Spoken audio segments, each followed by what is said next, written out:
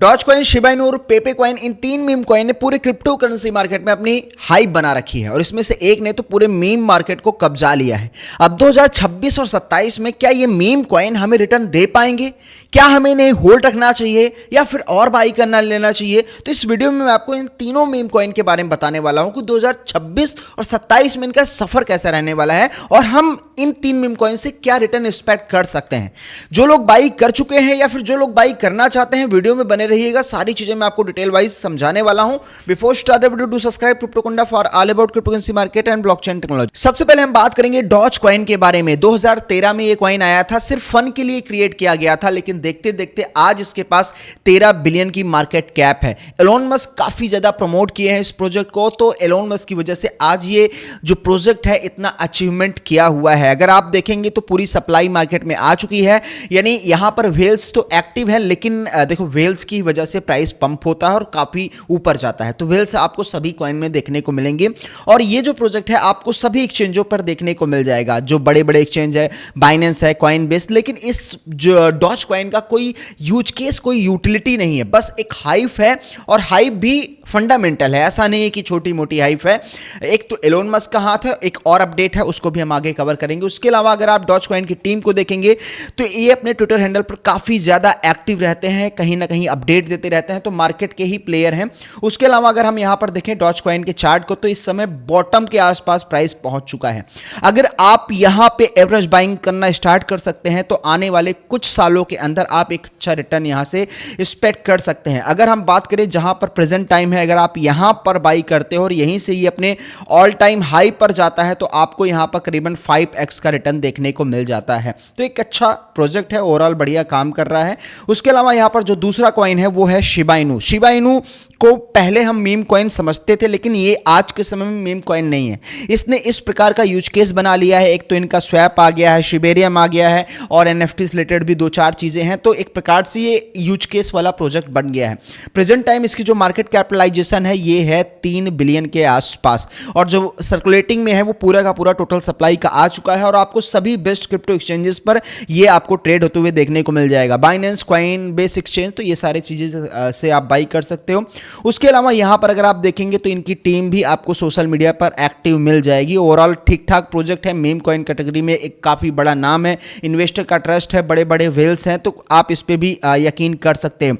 उसके अलावा इस कॉइन को पंप होने का एक और रीजन था कि जो विटालिक बुटेरिन थे, जो इथेरियम के फाउंडर, जब ये बना था ना प्रोजेक्ट, तो उनके वॉलेट में 50% टोकन ट्रांसफर कर दिया गया था, जिसकी वजह से ये प्रोजेक्ट की हाइप क्रिएट हुई थी और आज लोग इससे काफी अच्छा रिटर्न भी कमा चुके हैं। अगर यहां पर देखें प्रेजेंट टाइम ये अपने बॉटम के आसपास ट्रेवल कर रहा है और जो लोग इसे बाई करना चाहते हैं, आई थिंक यहीं से आप एवरेज बाइंग करना स्टार्ट कर सकते हैं क्योंकि बॉटम के एरिया के आसपास है। तीसरा जो कॉइन है हमारा पेपे कॉइन। पेपे कॉइन अगर देखा जाए तो बहुत ही ज़्यादा तेजी से इसकी हाइप बनी थी और इसका जो एक प्रकार से क्रिएटर है वो बिल्कुल हिडन है, बिल्कुल हिडन है।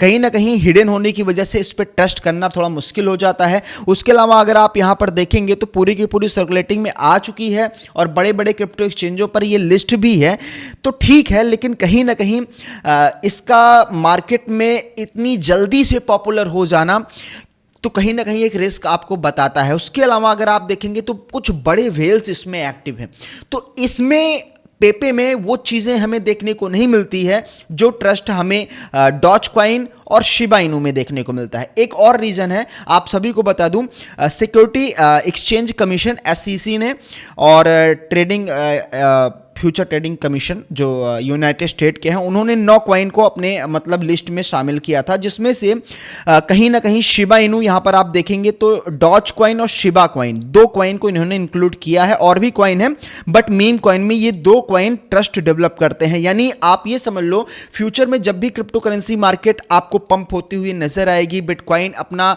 एक और नया ऑल टाइम हाई लगाएगा, कहीं ना कहीं पूरे मार्केट में एक बुलिश सेंटीमेंट होगा, तो यही मीम कॉइन आपको आगे नजर आएंगे। तो मेरा जो मानना है, पेपे कॉइन को अगर आप बाई करना चाह रहे हैं तो अवॉइड करो क्योंकि ये हाईली रिस्की कॉइन है। अगर बात करें शिबा इनू का भी जो फाउंडर है वो भी हिडन है, लेकिन कहीं ना कहीं इवेंट में प्रेजेंट होते हैं, भले ही उनका चेहरा नाम तो पब्लिक है, फिजिकल बॉडी भी तो आपको इवेंट में देखने को मिलती है, तो कहीं ना कहीं ये प्रोजेक्ट लाइफ चेंजिंग प्रोजेक्ट हो सकता है। अब इन तीनों में से बाई कौन सा करना है, तो अगर देखो डॉज कॉइन की बात करें तो ये एक सेफ इन्वेस्टमेंट हो जाती है, क्योंकि बड़े वेल्स बड़े एक्सचेंजों पे अवेलेबल, बड़े प्लेयर का हाथ है, लेकिन इसकी मार्केट कैपिटलाइजेशन काफ़ी ज़्यादा हो गई है। पेपे की बात करें तो पेपे हमें रिस्की ज़्यादा लगता है, तो पेपे को हम अवॉइड करेंगे। अगर हमें बाई करना है तो हम शिबा इनू की तरफ जा सकते हैं, या उसके अलावा यहाँ पर डॉज कॉइन की तरफ जा सकते हैं।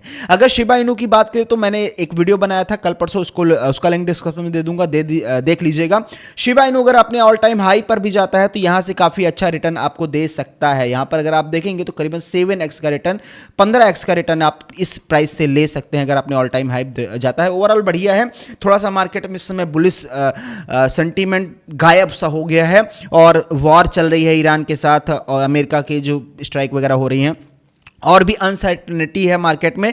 तो इस समय क्या होता है कि बड़े प्लेयर अपने पैसे को क्रिप्टो मार्केट या फिर मीम कॉइन या अल्ट कॉइन में इन्वेस्ट नहीं करते, तो ये समय है कहीं ना कहीं स्टेबल रहने का। हाँ, मतलब फोमो में आके सेल मत कीजिए, एक अपॉर्चुनिटी की तरह क्रिप्टो करेंसी को लो और एवरेज बाइंग करो। जब 2-4-5 महीने 6 महीने के बाद पूरी मार्केट हरी भरी दिखेगी ना, तो आज के समय में जो बाई कर रहे हैं मजा सिर्फ वही लेने वाले हैं। तो बहरहाल आप यहां पर बाई करना चाहते हो तो एवरेज बाइंग सबसे बेस्ट स्ट्रेटजी हो सकती है।